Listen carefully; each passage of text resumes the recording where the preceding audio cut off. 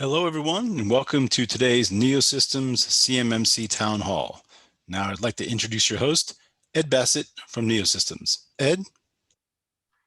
Thanks, Don. Hello, everyone, and welcome to our continuing series of Town Hall Ask Me Anything sessions on cybersecurity maturity model certification. My guest today is Alicia Lynch from SAIC. I do want to mention to the audience that we are recording these sessions as part of our community outreach to the Defense Industrial Base. Our focus at NeoSystems as a managed service provider is primarily on organizations that are seeking certification under CMMC, and that's who we mostly have in our audience here today. If you do have audience questions, if you have questions while we're talking today, please send those in on the Q&A feature within Zoom, and I will try to work those questions into the conversation as time permits. I'll start with a quick introduction of Alicia. Alicia Lynch is the Chief Information Security Officer at SAIC. She brings over 30 years of intelligence and experience with the Department of Defense, the defense contracting community, and the private sector. She was recently named one of the top 10 CISOs to watch by Washington Exec magazine. That's new, so congratulations, and we're excited to be literally watching you right now. That soon after that, Alicia is a retired colonel from the U.S. Army in 2012. She has over 15 years of experience as a senior information system security professional supporting the intelligence community, the DoD, and the federal government. So her background is both intelligence and information operations, with positions ranging from tactical leadership all the way to the national level. Alicia is bringing to us a broad and really well-informed perspective on the CMMC conversation. So very excited to have you here. Alicia, thanks for joining us today. Welcome. Thank you, Ed. It's great to be here. Great to be back. and definitely congratulations on the top CISO award. That's quite something. There's 10 folks on that list, and I'm glad that you were able to join us and share some of the insights. You bet. Thank you. Looking forward to it. So before we dive into CMMC, let's take a step back and look at the bigger picture for a minute. We've had some really extraordinarily successful state-sponsored attacks lately. I read Monday there was an interview published by Tim Brown, the CISO at SolarWinds, and he did an interview where he walked through some of the details of the attack and the experience of being on the receiving end of that. He referenced a Microsoft estimate that the attack team was likely 1,000 people strong, 1,000 people doing nothing but that's their full-time job other than trying to break into SolarWinds, and it worked. This shows a really tremendous focus on a high-value target. So as a CISO for a top-tier prime contractor, how are these kind of attacks that we're seeing, how are they either changing or validating your top priorities? Yeah, so that's a really good question, and certainly a very long question. So I'll try to, break that down. Definitely the SolarWinds attack was a unique attack, and I think it was a real game changer for us as CISOs, and for all companies. Doesn't matter if you're in the DIB or not, but for organizations everywhere globally, in particular the Department of Defense and a lot of the three-letter agencies that we have here in the United States. So it certainly focused our attention, really quickly around how multiple attacks can come upon you really quickly. So I would say that the SolarWinds attack, why it was really unique is that it was an actor, like you said, it came from Mystic, which is a Microsoft Threat Intel Center, that they're looking at about 1,000 folks that were committed to this. And what's unique about it, the group, they've now named it called Nobelium. What's really unique about it is that they are very stealthy, right? So you don't even know that they've, got entree into an environment, and you have to, try to pick up indicators inside the environment that they are moving in the environment. And it's really difficult to do because they're covering their tracks. So they're doing things that other threat actors have never done. Once they're in, they are going onto a device and they're stopping the logs on it, and they are, you're not able to detect that as a CISO that they're there, because you can't see on the logs that they've done anything. And this was a really complex attack too. It's happened in multiple stages. The third stage was the actual lateral movement, which was on a very focused group of companies. But for any company, again, even if you weren't a victim of it, it's certainly got my attention and made me take a look at things. For most CISOs, ransomware, nation state, advanced persistent threat actors is up on our top 5, as well as supply chain attacks and vulnerabilities and such. So definitely I wouldn't say that it got moved up, but I would say it was already there, and we just put a lot more focus on how do we now defend ourselves from a really stealthy actor like that, right? It definitely reinforced the need for good, governance, risk compliance, and making sure that you have it across all your programs, all your processes, and such, and that the risk to the environment, you take a look at software, probably a deeper dive, right? That definitely probably brought a focus on a lot of companies to take a deeper dive on their software assets. And this didn't just happen to companies at their corporate environment. Companies like ours have different environments. We're working on-prem with customers. We have segmented environments. We have air-gapped environments and things like that. So we had to take a look at it across all those environments. And we had, multiple programs that were providing solar winds to customers. So then you had to work with your customers. So it's really impacted and disrupted, I think, the whole entire ecosystem there. There's definitely, what we're getting out of it, lessons learned is definitely have to have more visibility on everything. And your cyber hygiene is most important, right? Because when a stealthy actor gets in there, it's the good cyber hygiene practices that you have that's going to be able to slow their movement, right? So around multi-factor authentication, least privilege, don't have a lot of privileged accounts out there, make sure that you're managing them and bolting them. So there's a lot of focus on, shoring those type of things up, and also things, external. So if you have environments that are connected together, you're looking at making sure if one environment's impacted, that it's not able to move laterally into another environment. So I would say that this attack caused me, even though we weren't impacted by it as, a company, to look at all those things that I mentioned, right? And to get in there, and I ran DNA scans on my, CyberArk privileged accounts and all kinds of things like that. So to me, it was a game changer how stealthy they were, and it reinforces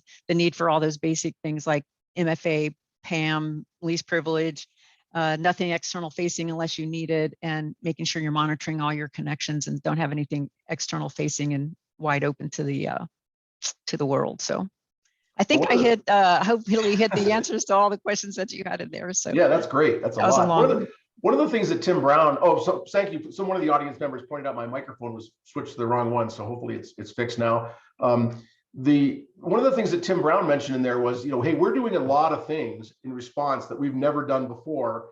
And you all out there should ask all your software vendors to do these things, right? In other words, they've seen the light a little bit of how they could shore things up, and really trying to make sure that that happens across the whole software industry. And your comment about really thinking about our software and where we get it and what we trust and what we don't trust is pretty relevant.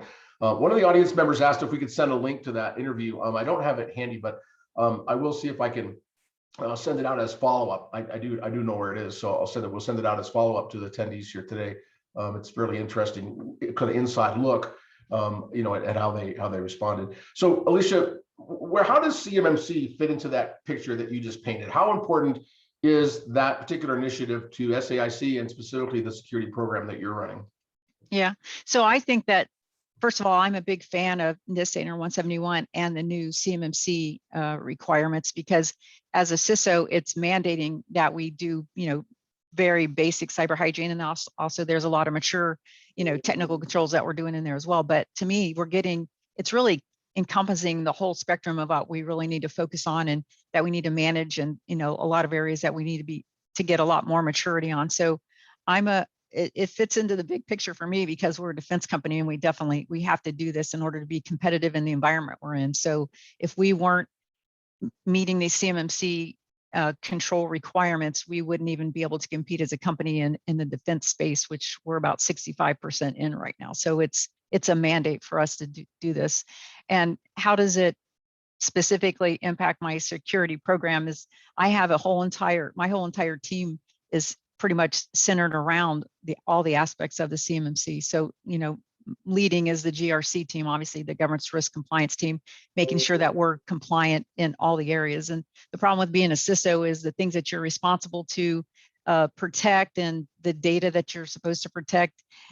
I don't own any of that stuff. So I'm having to, build good relationships with the CIO and the chief risk officer and the CDO and the business to make sure that they're doing what they need to do in order for us to meet the compliance that we need to meet with the CMMC controls. So I think that the the framework, the CMMC framework, it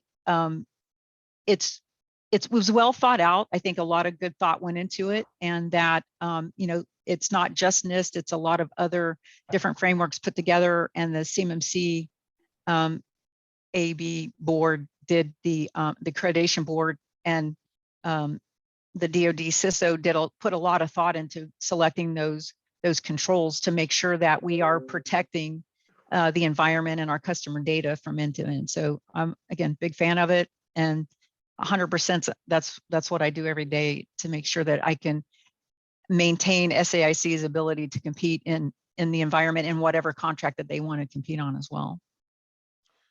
So let's extend that sort of conversation out to the supply chain, the people who are, you know, providing support to SAIC.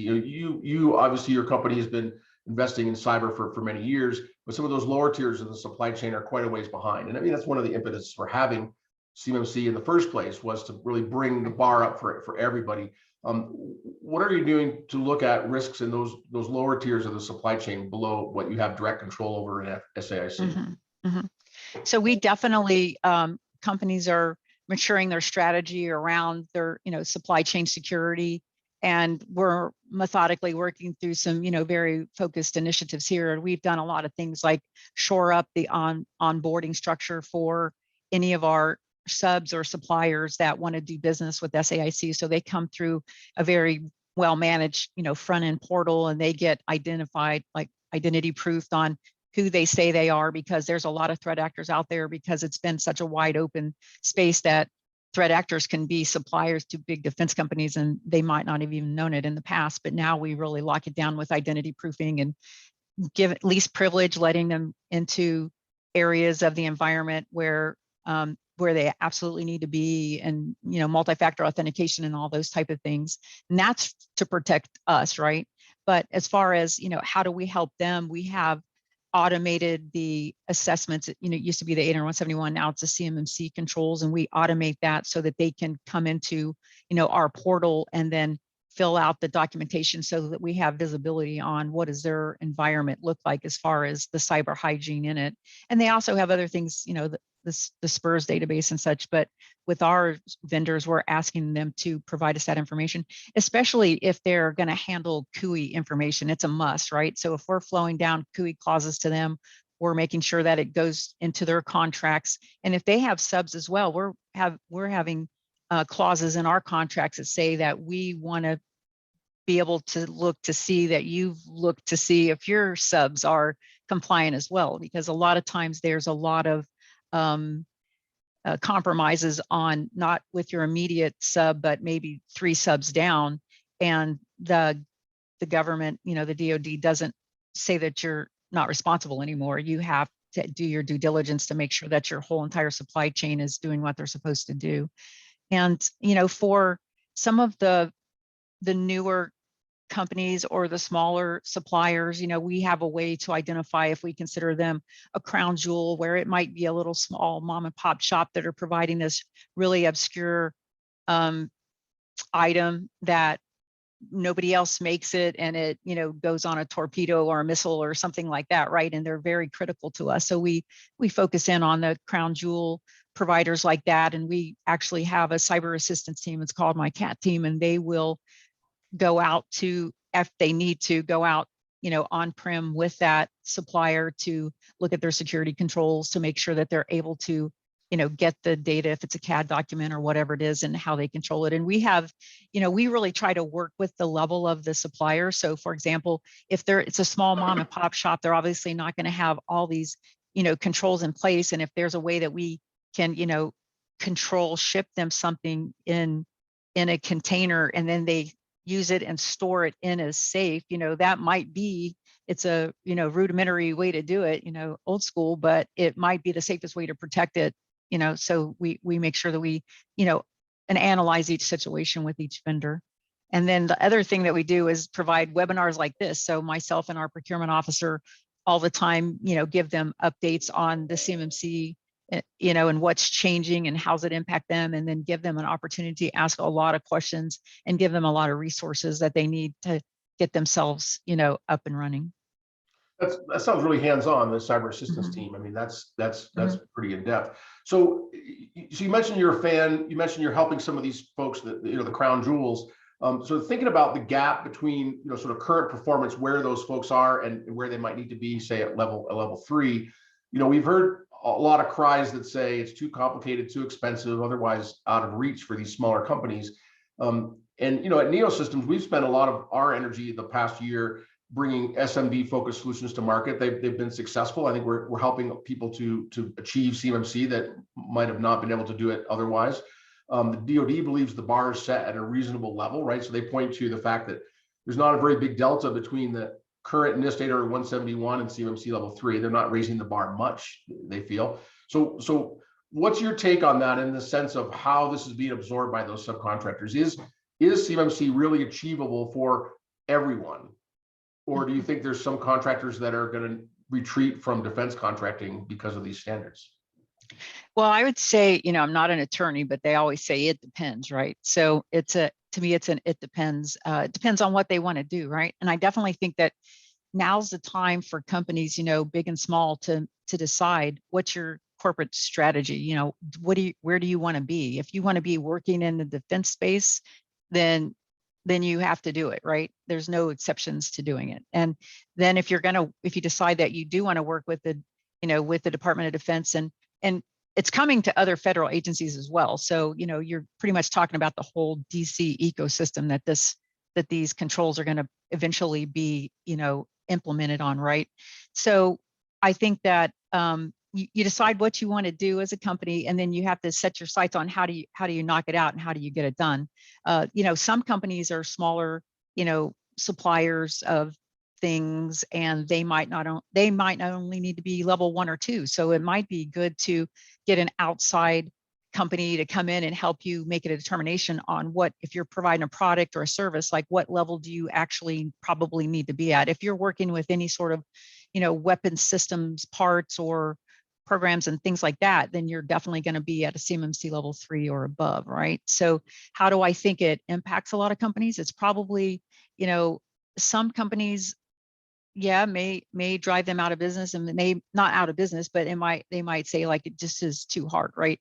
So they probably won't be doing it. But then for companies that really want to work with the, you know, defense space and the federal space, there's ways to do it. You know, there's a lot of managed service providers out there that are really good. And so if you want to get CMMC level 3, then you work with Microsoft Azure, get into a, you know, GCC high type of a managed service, and they don't do everything, but they do a lot of things. And you just have to make sure that you do your part on the shared, you know, security requirements piece. So I think that there's ways to do it. And, you know, this is, you know, if there's a lot of small companies on here, it's worth the investment to get probably some outside counsel from a compliance provider on, you know, how far away are you in order to do it. So I know that CMMC, the level 3 controls, you know, you have to already meet the 800, 171, 120 controls, and then there's 110, and then you have to get on another 20 controls, and those 20 controls are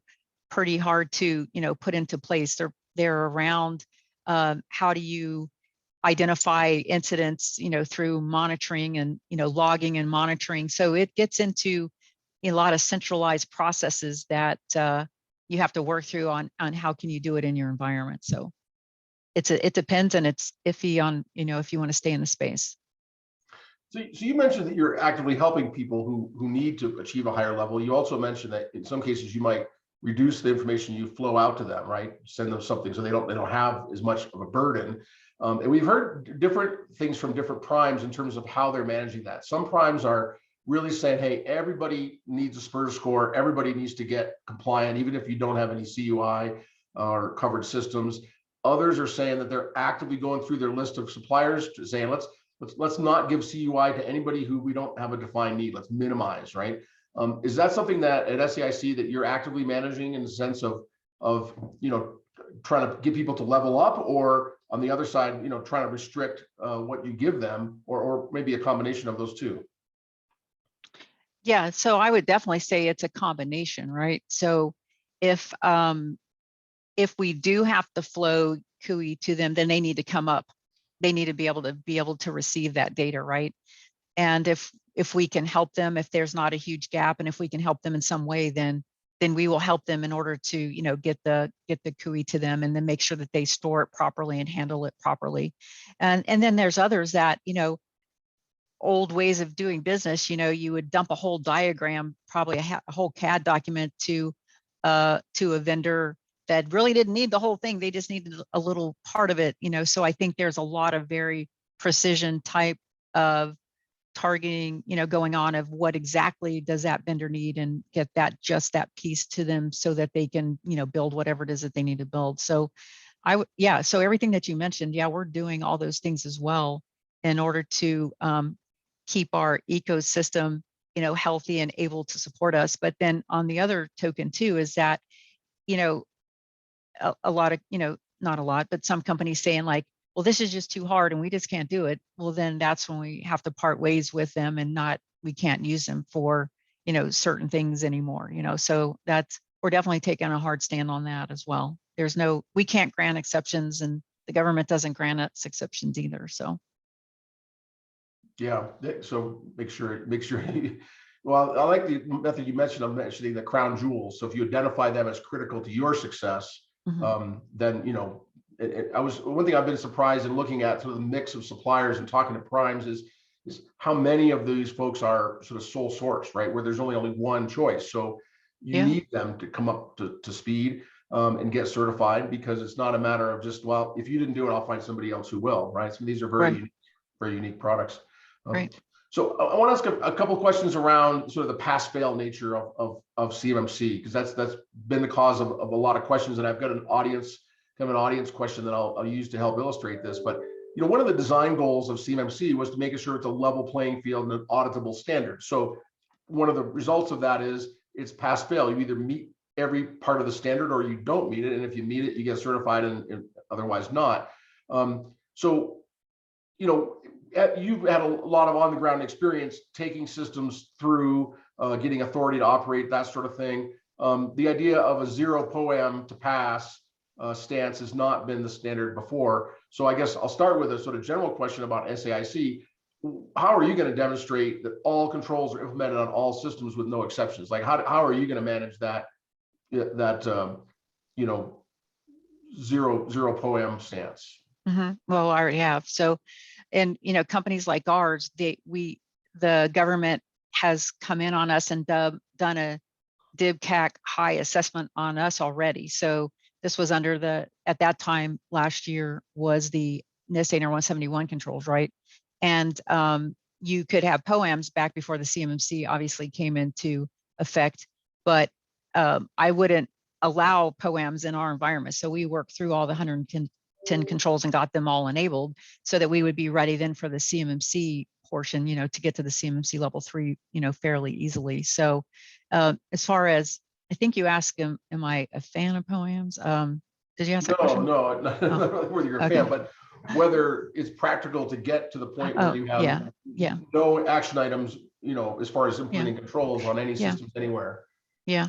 I mean, the reason why the government said no POAMs any going forward is because a lot of companies did their SSP, right? And then they had a lot of POAMs, and POAMs aren't for in perpetuity. You're supposed to be working them down and implementing the control, right? But what they found was that they had not, right? And so that there was a breach, and then the government always comes in on DIB companies when there's a breach of data, and they do their investigation and they find out what was the root cause of it. And a lot of times it was because they didn't have, the controls in place, and had they had it, the breach may not, and the data exfil may not have occurred. So that's the reason behind it. The government isn't being mean or anything. It's just that they are, making sure that the security controls are there, because they basically do stop most threat actors. I'm saying most, not all.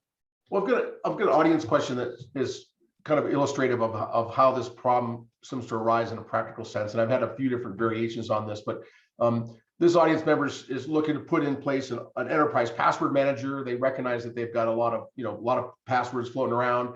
They don't want people putting those in Word or Excel documents. So they want to put them in a password manager, and they're shopping for password managers, and they can't find any that where the encryption of the password vault is FIPS 140-2 validated. CMMC requires that if you employ, cryptography to protect the confidentiality of CUI, it's going to be FIPS 140-2 validated, and they can't find any. So what are they to do, right? So then if they implement it, password manager is not a required item under CMMC, so they don't have to have it. But if they have it, they feel like they can't come up with a solution that's going to pass audit. Yeah, so that's a really good question. And technically the FIPS 140-2 requirement is for us to have it on our endpoints, removable media, wireless, your VPN, your firewall, web apps, and mobile, right? So that's some pretty large areas that you have to cover 140-2 on. But the overall FIPS requirement is just making sure that the encryption envelope around whatever information is encrypted, right? So the password, being encrypted inside whatever solution that they're using would probably, pass the muster. But the thing is that what I found with the DoD assessors that came in on us is, for the most part, we met every single requirement, to the nail, we did it. And the requirement around 140-2 on firewalls is to the person's question's point, is that there's not a lot of products out there. So the government knows that they can't make everybody go use the one product that may have the 140-2 validation, right? And validation means that there's a lot of products that have 140-2 encryption levels in it, but the validation piece, and I'm air quoting that because that's what the government looks at, it means that that particular product was validated through their process that in fact is a valid 140-2 encryption. So that's really hard to attain. And I wouldn't sweat that, really. I mean, if you can just show that you're using a good password management tool, make sure that you're not using anything, made in China or outside the United States or anything like that. There's a good way that you can support your implementation that you have. And if the person, if you want them to, if you can get me their information, I can reach out to them and I can have my technical guys talk to them as well, just to make sure I'm not misleading them. All right. And it kind of comes to a question of how much latitude do the assessors have, and we've had some assessors on this program and they've talked about that a little. And I think the real answer is we don't know exactly because we haven't sort of go through assessments, right? It's even the assessors, they've been through the training, but they haven't had to face the sort of real world questions and think about how much latitude is there. So if you've got a company that's relying on a firewall and it's encrypting the CUI, but it's not FIPS 140-2. Does that mean they drop down to level 2 instead of level 3 because they found that one firewall? I hope not. Yeah. You're saying you think not, but no, I think that they're, the government. The case. Yeah, I think the government's going to be, pretty reasonable. If you've got the implementation across your environment and you're, working on some maintenance of one area, or you're, maybe rolling in a new product and rolling out the old product, I'm sure, they're reasonable. I've, dealt with these, DoD assessors for a long time. And now with the CMMC accreditation board, they're training to a very, high standard to get consistency across all the assessors that are going to be out there. But there is, discussion around, and I'm making this up, it's like an appeals process, right? So that if something was, there was a disagreement between a company and their assessor that came in, the C3PAO, I'm sure there's a way to negotiate and mediate and get some facts before some sort of something at the CMMC accreditation board to make sure that we're not being unreasonable, right? So I believe that's the case. Like the government wants us, they know this is difficult what they're having us do, and they want to make sure that they're, helping us get there. And they also want to be reasonable as to what they're expecting us to do, and that everybody can't pass it, right? I mean, the government wouldn't be able to operate. It has hundreds of thousands of vendors, and it needs to be able to make sure that they can still do business, but they're doing it as securely as possible. And one of the risks of any these sort of compliance frameworks is that people adopt a sort of checklist mentality, right? They have to go through, you have to check the box, or you have to get the auditor to say yes.